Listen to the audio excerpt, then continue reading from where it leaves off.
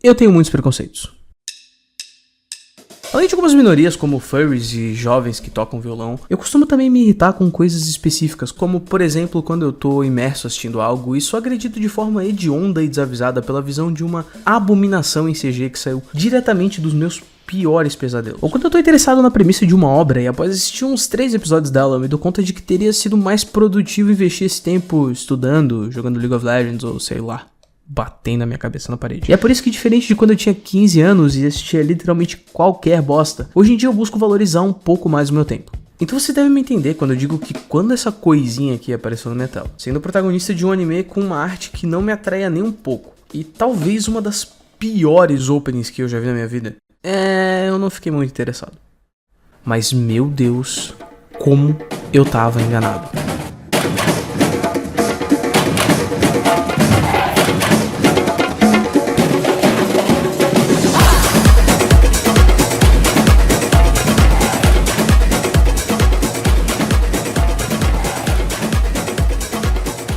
Bem-vindo à Caverna do Rubão. Eu sou o seu anfitrião e hoje nós vamos conversar sobre o anime que talvez seja o melhor que eu assisti nos últimos 2 anos, Osama Ranking. E sobre como essa obra usa da perspectiva limitada e até dos preconceitos do espectador sobre o mundo, a narrativa e os personagens criados para trabalhar um desenvolvimento e um rumo fenomenal para a história em si. Honestamente eu poderia passar um dia inteiro falando em detalhes, coisas que mostram o quão bom é esse anime. Mas, acima de tudo, eu sou um grande preguiçoso, então eu vou poupar o seu tempo e o meu focando em 3 aspectos que eu acho importantíssimos em qualquer obra de fantasia: o world building, a caracterização dos personagens e o desenvolvimento de uma narrativa que se aproveita dessas 2 últimas coisas e, por sua vez, desenvolve elas melhor. Então bora lá. Ao assistir Osama Ranking, nós somos levados a um mundo com bestas mágicas, gigantes poderosos, seres divinos e profanos, entre outros. E esse mundo é constituído por reinos sobre os quais você vai descobrindo mais ao longo do desenrolar da história. Cada reino possui um rei, guerreiros subalternos que defendem os interesses dele, um território conquistado e um povo que vive nesse território sob a proteção do rei e do seu exército. Os reinados são organizados em um ranking, onde são usados como parâmetros a força ou o poder do rei, a capacidade dos guerreiros que o servem, que são medidos também pela sua força ou poder, e a quantidade e qualidade de vida dos habitantes que vivem sob a proteção deles. Assim, o reinado de número 1 no ranking é sempre convidado para ter acesso a um misterioso arsenal que dizem ter itens mágicos com capacidade de realizar qualquer ambição. E nós não somos introduzidos a esse mundo pela perspectiva de um dos reis ou de algum protagonista genérico de Isekai que reencarnou ali para ganhar poderes como se estivesse grindando um RPG, a caminho de inevitavelmente se tornar o ser mais poderoso do mundo e formar um harém cheio de garotas peitudas com menos personalidade que uma porta, criadas exclusivamente para vender figures e retirar o jovem da proteção doce do shonen e botar ele para mamar na teta do eti. Não, meu amigo. Aqui nós vemos o mundo pelo olhar de um jovem príncipe que à primeira vista é estabelecido como fraco, vulnerável, ingênuo e até meio burro. Se você é um homem de cultura a esse ponto, você pode estar pensando: Romão, se eu quiser assistir protagonista merda, eu ia ver To Love Who. E você tem um ponto. Mas você caiu na minha armadilha. Você tá assistindo esse vídeo que eu tô protagonizando e eu sou um protagonista merda. Mas me escuta mais um pouquinho que talvez eu te mostre por que o Osama Ranking vale e muito o teu tempo. O príncipe que a gente acompanha desbravando esse mundo é o Bojji, que é filho de um dos governantes mais bem ranqueados e sonha com um dia se tornar um rei tão poderoso e benevolente quanto seu pai, o Rei Boss. O problema é que ele por algum motivo não consegue aumentar a sua força bruta por mais que treine seus músculos, tem um corpo bem menor do que uma pessoa comum mesmo sendo filho de 2 gigantes, e para dificultar ainda mais, nasceu com surdez e portanto não desenvolveu bem o uso da fala. Mas pode ficar despreocupado porque com o tempo ele se mostra muito capaz de resolver não só os seus problemas como também os dos outros ao seu redor. E essa falta de progressão na força bruta não se traduz em uma falta de progressão pro personagem como um todo, porque ele avança e muito, tanto no seu nível de poder, quanto nos seus traços de personalidade e desenvolvimento como pessoa. Mas para falar um pouquinho mais sobre o world building, tudo que eu falei até agora são conceitos relativamente simples na construção de um mundo. O que torna esse mundo tão especial, na verdade, é o detalhismo sutil com que é trabalhada a história do mesmo. Você consegue sentir que esse mundo existe ali há muito mais tempo do que a gente como espectador está acompanhando. Seja pelas relações entre os personagens que são evidenciadas com atos e falas, ou por revelações sobre os acontecimentos passados que enriquecem e impactam a realidade do que você acompanha agora no anime. Existe em Osama Ranking algo que é muito valioso para uma boa construção de mundo: conexão. A forma como os elementos colocados naquela história interagem uns com os outros de forma coerente. Um bom exemplo disso é o reino onde o protagonista do anime vive, que é apontado por um dos conselheiros do trono como um lugar onde até as pessoas com deficiências podem viver bem, já que o rei é forte e bondoso e protege esses valores dentro do território que domina. Isso se conecta, é claro, com o rei ter um filho com deficiência, mas se conecta também com o fato de que essa deficiência surgiu das ações e escolhas que o rei boss tomou ao longo da sua jornada e dele se sentir extremamente culpado por isso. Ou seja, as escolhas, sentimentos e traumas do personagem levam a uma modificação do próprio aspecto físico daquele ambiente. Esse tipo de conexão é muito presente em Osama Rankin e gera uma camada a mais de complexidade. Além disso ser difícil de se executar em uma obra, é um indicativo de um bom world building porque aproxima o mundo criado da nossa realidade, que por sua vez é extremamente complexa. E um mundo fictício aproximado de aspectos reais torna mais fácil para o espectador se conectar a uma obra. Isso gera imersão, e imersão é uma ferramenta poderosíssima para qualquer forma de storytelling. Outro detalhe interessante na construção desse mundo é o jeito como ele mostra de forma multifacetada aspectos sistêmicos da sociedade abordada, como por exemplo a responsabilidade de um aristocrata manter a sua imagem nobre e pomposa frente ao povo, ou a violência, o roubo e a exploração que tem a sua raiz na ganância e na pobreza. O anime faz uso disso contrastando pessoas gananciosas e altruístas, ricas e pobres, nobres e plebeus, de forma a exaltar diferenças e problemas estruturais daquele ambiente, mas sem retirar a individualidade dos personagens e os resumir a um desses traços. E isso é muito foda. Mas por si só, não é o suficiente para fazer uma boa história. Uma boa história precisa de bons conflitos. E é exatamente isso que o Osama Rankin nos dá. Esse anime se aproveita de tudo aquilo que eu já falei e mais um pouco para criar cenários e conexões entre os personagens que estão sendo cultivadas naquele universo desde muito antes dos eventos que a gente assiste no começo. E tudo isso move eles de maneira orgânica em torno de responsabilidades, promessas ou desejos e os coloca em posições onde o conflito é simplesmente inevitável. Então, por mais que a situação leve um personagem a fazer algo completamente abominável, no final, você continua conseguindo sentir empatia por ele. E eu respeito muito essa obra por isso, já que é bem mais fácil e conveniente você colocar antagonistas mal intencionados para gerar conflito e fazer a história tomar o rumo que você quer. Mas em Osama Rankin, e geralmente na vida real também, as coisas não são tão preto no branco. Tanto pessoas quanto nações possuem poder, responsabilidades, influência e objetivos. E diversas vezes o objetivo de um vai ser o total oposto do outro. Isso gera conflito, e dependendo da determinação em cima de cada um desses objetivos, o conflito pode escalonar e se tornar uma batalha. E daí se derivam guerras e agressões, geralmente com aquele que tem mais poder ganhando, independente da nobreza dos seus objetivos ou da moralidade dos artifícios que ele usou para ganhar a disputa. O anime não só mostra esse tipo de coisa acontecendo, como também faz isso conversar de forma linda com a personalidade dos personagens daquele mundo, fazendo eles sofrerem com dilemas morais e sentimentos controversos e expressando isso de diversas formas, como com linguagem corporal, tom de voz e expressões faciais. Existem diversos momentos da obra em que isso é expressado, mas pra mim 2 dos melhores são com o Rei Boss. E pra explicar o porquê eu vou precisar falar um pouco do arco de personagem dele, então se você não quiser spoilers grandes sobre esse arco especificamente, eu recomendo você pular essa próxima parte do vídeo. O Rei Boss é um gigante que nos é introduzido já em seu leito de morte, mas o anime nos mostra como um dia ele já foi jovem e cheio de ambição. A maior delas era ser literalmente o homem mais forte que existe. Então, seguindo essa ambição, ele viajou o mundo em busca de inimigos poderosos, e o rumo da vida dele mudou completamente com a sua chegada ao reino de Roma. Não é só Roma. Roma era o lar de humanos que aprenderam a usar magia e se voltaram contra o domínio dos deuses que nessa época escravizavam os humanos. Um dos magos mais poderosos daquele lugar, ou talvez o mais poderoso, travou uma batalha contra o Rei Boss. Esse duelo terminou com o gigante em um estado de quase morte e o usuário de magia morto. E a morte seria o destino do futuro rei também se não fosse pela bondade da esposa do homem que ele havia acabado de matar. Ainda com sua filha de colo e ao lado do marido morto, a mulher curou o gigante, que ficou grato e fascinado com esse ato de enorme altruísmo. Era o começo de uma relação de lealdade e proteção entre Boss, a mulher e a sua filha Miranjo. Durante essa relação ele ajudaria o reino de Roma na guerra contra os deuses. Nessa guerra foi formada uma aliança entre a cidade dos magos e o reino vizinho de Gyakuza, que havia sido subjugado e explorado durante a maior parte da sua história, e por isso o seu povo tinha desenvolvido uma cultura de ser mesquinho e desleal, já que sob aquelas péssimas condições de vida era difícil confiar nos outros, e o que geralmente te levaria mais longe seria a sua malandragem. Por isso, quando a situação apertou, o reino de Gyakuza atraiu Roma e assassinou a mãe da pequena Miranjo. Isso aconteceu enquanto o Boss estava longe, e ao chegar na cidade, descobrir a morte da sua salvadora e se deparar com a filha dela amarrada a um poste em praça pública, suja torturada, com as mãos cortadas e o rosto desfigurado, a raiva o consome. Em um impulso, ele massacra o povo de Gyakuza.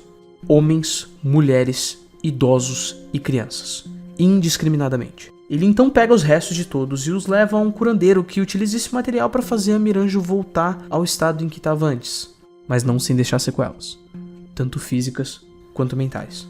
A partir daí, ele dedica sua vida a proteger e a tentar trazer um pouco de alegria a Miranjo. Anos se passam, e agora uma Miranjo crescida e grata ao boss quer o ajudar em seu antigo objetivo de se tornar o mais forte. Ele se empolga com isso e volta à sua rotina de desafiar inimigos poderosos. Mas nesse processo, ele enfrenta um dos deuses e acaba perdendo por muito, ficando novamente em um estado de quase morte e sendo curado pela Miranjo. Fica então revelado que só a força dele não vai ser o suficiente para derrotar aquele tipo de poder. E é aí que a Miranjo busca uma outra alternativa para deixar ele mais forte. Uma um pouco mais ligada a sacrifícios e a magia. Ela recorre a um ser que tem um aspecto semelhante a um demônio ou um Jin, que em diversas culturas são tidos como seres que realizam desejos sob alguma circunstância ou sacrifício e tendem a ser ardilosos e enganadores, entregando aquilo que é desejado, mas de uma forma que acaba fazendo a pessoa se arrepender de desejar em primeiro lugar.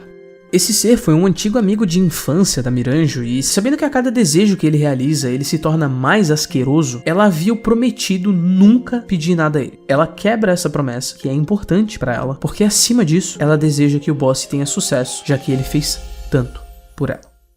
O demônio então diz que para aumentar o poder do gigante, ele teria que retirar esse poder de algum familiar. E não tendo mais familiares vivos, a saída para o futuro rei foi encontrar uma esposa e fazer um filho. O acordo funciona e quando o pequeno Boji nasce, o boss, que já era muito poderoso, tem a sua força aumentada exponencialmente. Ao retornar para casa e ver o seu pequeno e indefeso filho na mão da sua esposa, ele decide formar ali mesmo um reino onde essa criança pudesse crescer bem. Pode-se dizer que essa foi uma ação motivada muito mais pela culpa do que realmente por uma espécie de altruísmo. E desde então o boss não via mais tanta glória em ser o homem mais forte do mundo. Aquilo para ele agora era uma busca que ia cada vez mais perdendo sentido. Mas não para Miranjo. Ela ainda sentia a obrigação de conceder esse desejo e, acima disso, sentia uma enorme dependência emocional. Ela havia perdido tudo e todos que tinha por causa do quão cruel a realidade daquele mundo foi com ela, e o boss era a última pessoa realmente próxima dela. E ela não podia perder ele também. Na verdade, o ideal para ela seria passar a eternidade como nos velhos tempos, quando ela e o gigante viviam se aventurando pelo mundo. Mas para isso ser possível, tinham dois detalhes. O agora rei, boss, precisaria estar vivo, e isso era um problema, porque a saúde dele estava decaindo muito rápido. Quase tão rápido quanto a minha. Mas o segundo detalhe é que, sendo rei, ele não teria liberdade para passar tanto tempo com ela. Então ela precisaria tirar esse reino do caminho. A solução que ela achou para o primeiro ponto foi a reencarnação no corpo de um familiar. E para isso o boss precisava ter mais um filho. Mas as mulheres gigantes não conseguem ter mais de um filho. E por isso, a Miranjo orquestrou a morte da mãe do Boji e seguiu aconselhando o rei a se casar novamente para ele ter esse novo filho. Mas no caminho as coisas acabam não acontecendo exatamente como planejado e ela se vê morrendo ao lado da gigante que queria matar. E é obrigada a fazer um contrato com aquele antigo amigo de infância, quebrando novamente a sua promessa para, ao invés de morrer, passar a habitar um espelho. O que é um detalhe da hora, porque a pronúncia de mirror, que significa espelho, tem uma sonoridade em japonês que lembra mira. E bruxa em japonês é majou. Então Miranjo pode ser uma aproximação de bruxa do espelho. É um detalhe legal, mas enfim. Sabendo que não tem mais tanto tempo de vida e ouvindo a sugestão da reencarnação, o boss se revela que não quer ser reencarnado. E que a busca de ser o mais forte agora para ele é algo vazio. Então ele dá o espelho que a Miranjo habita pro filho mais novo dele, o pequeno Daida. Ele faz isso com uma esperança dela criar um vínculo duradouro com o príncipe, para não se sentir sozinha depois da morte dele. Mas no final, ela não desiste do plano e manipula o Daida para fazer o boss se reencarnar nele. Depois de reencarnado, é visível no semblante do boss o quão desconfortável ele tá com aquela situação toda. Ele se culpa pelo que aconteceu com a Miranjo, e por ele, diferente dela, ter tido a oportunidade de ter tanta alegria na vida, mesmo depois de todo aquele passado. E aí entram aquelas duas cenas que eu falei no começo que expressam bem os dilemas e sentimentos controversos pelos quais o boss tá passando. A primeira é quando ele tá se fazendo de prisioneiro a mando da Miranjo para ela executar o seu plano e tirar o reino do caminho para eles poderem viver como antigamente. Ao mesmo tempo em que ele sente que deve isso a ela e portanto não pode impedir o plano de acontecer, ele tem esperança de que agora o Bojji, que treinou com o Despa e se tornou talvez a pessoa mais poderosa daquele mundo, possa impedir isso tudo de acontecer. Então ele tá lá esperando impotente, só torcendo pelo melhor, até que ele escuta o grito da sua esposa Hylian, que tá prestes a ser assassinada. Em um impulso ele se prontifica para ajudar ela, mas se segura ao lembrar da Miranjo. A relação dele com a Miranjo é mais profunda, e novamente aquele sentimento de culpa o consome, e ele se segura e se obriga a esperar, sem poder interferir. Eu acho essa cena muito foda. A segunda demonstração é uma sequência e mais especificamente um detalhe dentro dela, que é bem sutil, mas eu gosto demais, porque evidencia que foi um carinho muito legal na produção dessa obra como um todo. É perto do final quando o clímax do anime tá pra acontecer, e em uma demonstração esmagadora de poder, o boss acabou de conter o Woken e agora tá frente a frente com seus antigos cavaleiros e com o Bojji. E ele dá pra eles a seguinte escolha: eles podem desistir do Daida e se manter leais a ele, ou o enfrentar e possivelmente encarar a morte. O nosso protagonista pensa nos momentos que ele teve com o pai e hesita. Ele não quer lutar essa batalha, mas ele se lembra do Daida protegendo ele, e por ser o irmão mais velho e o único com uma chance real de parar o boss, ele decide que a coisa certa a se fazer é enfrentar o gigante no corpo do irmão. E assim, um por um, os cavaleiros também fazem a sua escolha, se posicionando a favor do Bojji. E por mais complicada que seja a situação, esse é o caminho natural para esses personagens seguirem. O Domas, que sempre teve um carinho enorme pelo Bojji, mas ainda assim o traiu por não acreditar na capacidade dele, não tem como não ser leal depois de se arrepender e ver o Bojji exibindo para o mundo que ele era, sim, muito capaz. O Dorush, com toda a admiração que ele tem pela rainha e sempre observando de perto o carinho dela com os filhos, simplesmente não poderia se posicionar de forma diferente. O Bebin, que se mostrou muito empático e foi sempre leal ao Daida, já que ele se aproximou muito do príncipe sendo tutor dele durante os anos, naturalmente iria querer também salvar o garoto. E inclusive foi ele quem fez a carta de recomendação do Bojji ao Despa e instruiu o Kage. Isso não porque ele secretamente apoiava o protagonista ao invés do irmão, mas sim porque ele reconhecia o potencial que o Bojji tinha e acreditava que ele seria uma peça importante no futuro para proteger o Daida. O mais propenso ali a se aliar ao boss talvez fosse o lanceiro Apis, por causa da lealdade forte dele para com o rei e tudo que ele devia a Miranjo. Mas depois do que ele passou naquele conflito e da bondade que ele recebeu da Hylian e do Bojji, ele decide que, como o antigo rei havia determinado que o seu filho mais velho seria o próximo rei depois que ele morresse, a sua lealdade deveria ser depositada nele. E aí entra um detalhe que eu acho muito bonito e mostra bem como o boss é um personagem multifacetado. O gigante sabe que vai ter que lutar e possivelmente acabar matando eles, porque ele deve isso a Miranjo. E ok, é uma possibilidade que ele já soubesse qual seria o resultado daquela luta, mas ainda assim ele lutou a sério, mostrando determinação para vencer. Mas antes de expressar essa determinação, ele expressou um sentimento muito mais espontâneo e gentil, como reação àquilo que se passou na frente dele. Ele olha com orgulho e carinho ao ver o quão longe o seu filho conseguiu chegar, mesmo com todas as dificuldades impostas a ele. Ele admira de forma tenra a determinação dos seus cavaleiros em defender aquilo que para eles é o certo. Tudo isso com uma leve expressão facial que durou uma fração de segundo no anime. Isso é atenção ao detalhe. Isso é um indicativo de que o boss não é só um boneco sem alma criado para mover um roteiro. É um personagem com essência. E ele não é o único ali com isso. E sendo assim, eu sou obrigado a tirar o meu chapéu para o Osama Ranking. Esse já é o meu maior vídeo até agora, mas antes de terminar eu preciso abordar só mais uma coisa que eu acho muito linda nessa narrativa. Preconceitos.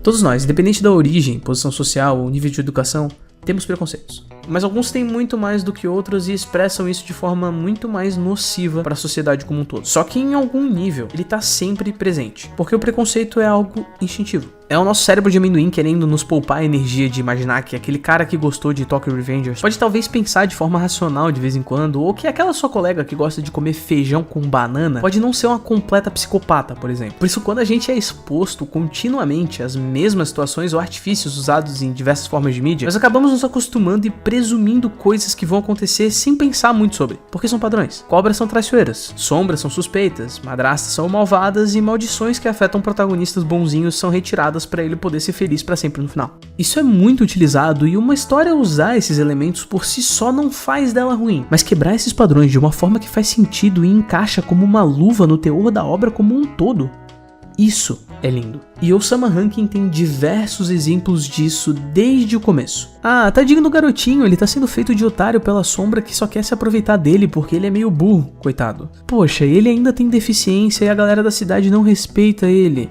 E nossa, que madrasta malvada que ele tem. Inconscientemente, a gente acaba presumindo muita coisa só com isso que se passou. E depois a gente vê que o que estava realmente rolando era muito diferente do que parecia. O Bojji não estava sendo enganado, ele só percebeu que o Kage entendia ele sem precisar usar a linguagem de sinais, e poder conversar com alguém daquela forma para ele valia a humilhação de voltar sem roupa para casa. A madrasta não é malvada com ele porque ela é uma pessoa ruim. A vida dela é moldada em torno da aristocracia e da nobreza. Então para ela, especialmente a família real, precisa manter uma imagem de respeito para passar segurança pro povo. É por isso que ela briga com o menino daquela forma. E ela sempre foi uma mãe muito carinhosa para ele. E isso dá um peso totalmente diferente para esse choro do Bojji. Osama Rankin te propõe um conceito simples e trabalha ele de forma muito mais elaborada do que se esperaria. Oh não, o nosso protagonista fraco e vulnerável tá entrando nesse covil de cobras que são leais a esse cara com visual de assassino suspeito que tá do lado do Daida, o irmão mimado. Aí você vê que não. Nada disso é verdade. Aquelas cobras são amigas do Bojji porque ele salvou a vida da maior delas. E elas também tratam ele com carinho. Inclusive, elas ajudaram ele a treinar. E o assassino suspeito em questão é um cara da hora, cheio de empatia, que viu o potencial do Bojji justamente por causa desse treinamento. Inclusive, ele bota o Daida pra lutar contra o irmão porque ele sabe que o Daida pode aprender uma lição dali. O conceito que você criou na sua mente do animal peçonhento ou do assassino perigoso puramente pelo visual ou pela sensação que ele passava no começo é mudado.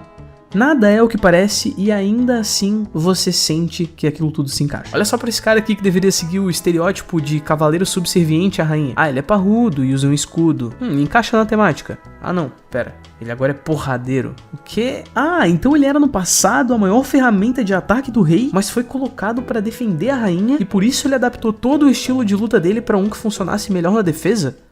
Uau, faz sentido. Isso muda a tua perspectiva sobre o personagem sem mudar a essência dele, mas te mostrando mais dela. Brincando com todo o conceito que você já tinha formado subconscientemente sobre ele. Caramba, até a lealdade dele não deriva da clássica subserviência de um guerreiro ao seu senhor. Ele na verdade quer... Você sabe o que ele quer. E eu não julgo o Dorushi porque... Mas falando sério, o quão foda é criar uma história onde o protagonista tem deficiência e dentro dessa história utilizar logo preconceitos dessa forma, enquanto torna esse protagonista no ser mais transformador e forte naquele meio, a partir do próprio esforço dele sem magicamente remover as limitações que ele tinha. Isso, além de ser uma boa escrita, passa uma mensagem muito massa para quem tem algum tipo de limitação ou deficiência. Passa a mensagem de que, apesar das circunstâncias, a sua história não precisa ser uma tragédia. Ela pode ser uma aventura, a qual você mesmo protagoniza.